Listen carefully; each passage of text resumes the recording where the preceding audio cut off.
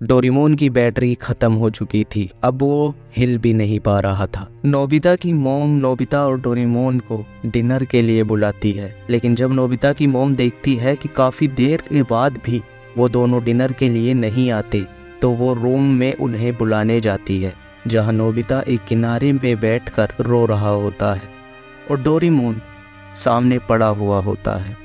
Nobita की mom चौंक जाती है और नोबिता के बगल में जाकर बैठ जाती है। नोबिता अपनी मॉम की गोद में सर रख के रोने लगता है। नोबिता की मॉम नोबिता को हिम्मत दिलाती है।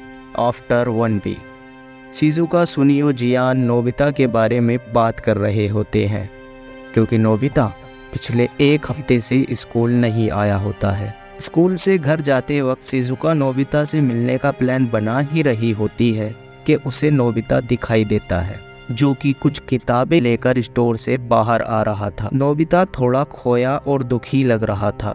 शिजुका नोबिता से स्कूल ना आने के बारे में पूछती है और नोबिता कहता है, कल से डेली स्कूल आऊँगा शिजुका।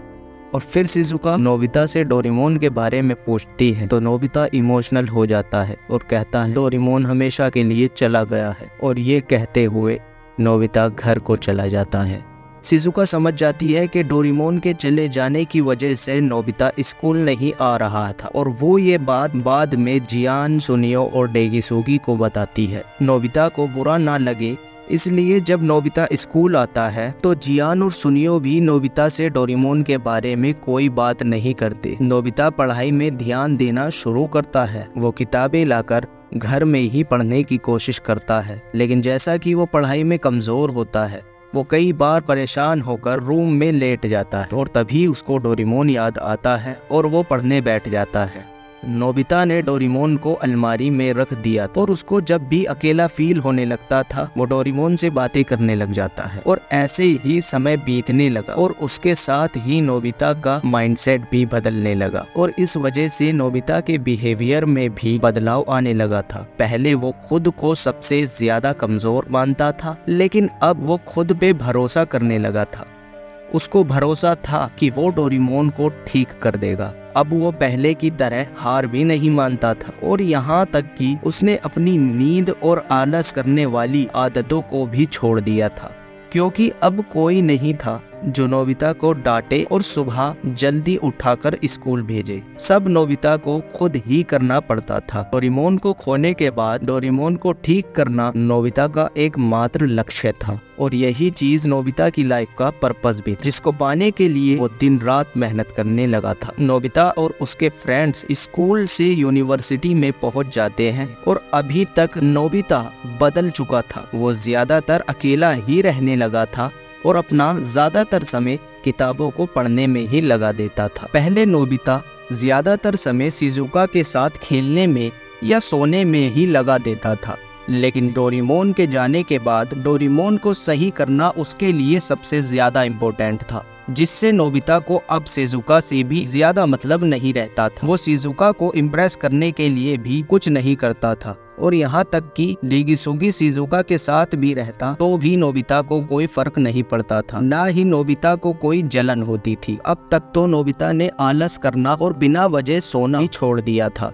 अगर वो कोशिश भी करता तो डोरेमोन को सही करने का मकसद उसे सोने नहीं देता और उसे आलस भी नहीं करने देता। जियान और सुनियो अगर नोबिता को परेशान भी करते तो भी नोबिता उनको माफ करके मुस्कुराते हुए चला जाता। नोबिता शांत ही रहने लगा था। नोबिता ने फालतू की कॉमिक्स पढ़ना भी छोड़ दिया था, क्योंकि कॉमिक्स और डोरा केक डोरेमोन की याद दिलाती थी। अब नोबिता के सेल्फ में बस एक ही कॉमिक थी, बाकी सब अच्छी रोबोटिक्स वाली किताबें थी, और वो एक कॉमिक्स भी सिर्फ इसलिए थी क्योंकि वो डोरेमोन की फेवरेट कॉमिक थी। इस सीन में नोबिता ने टॉप किया होता है और वो अपने मार्क्स देख रहा होता है और शांति से घर जाने लगता है। तभी शिजुका उसको रोकती है और कहती है, नोबिता तुम बड़े कमाल के हो, तुम्हें हाईएस्ट मार्क मिले हैं। नोबिता कहता है, शिजुका, क्लास का टॉपर बनना मेरे लिए काफी नहीं, ये सब सिर्फ किताबी ज्ञान है, मुझे अभी काफी मेहनत करनी है। इस पर शिजुका कहती है,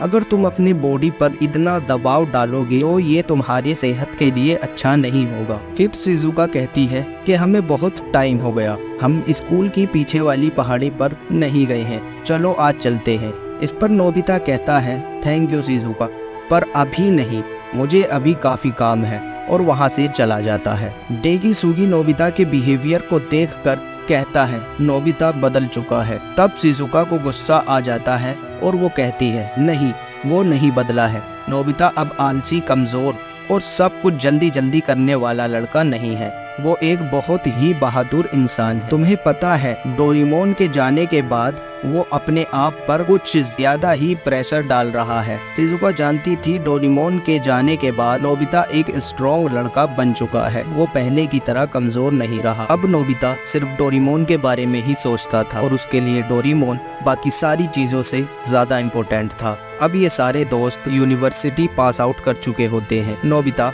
सिटी से बाहर चला जाता है रोबोटिक्स की एडवांस पढ़ाई करने के लिए। वो रोबोट्स के बारे में ज़्यादा से ज़्यादा रिसर्च करने लगता है, ज़्यादा से ज़्यादा पढ़ाई करने लगता है।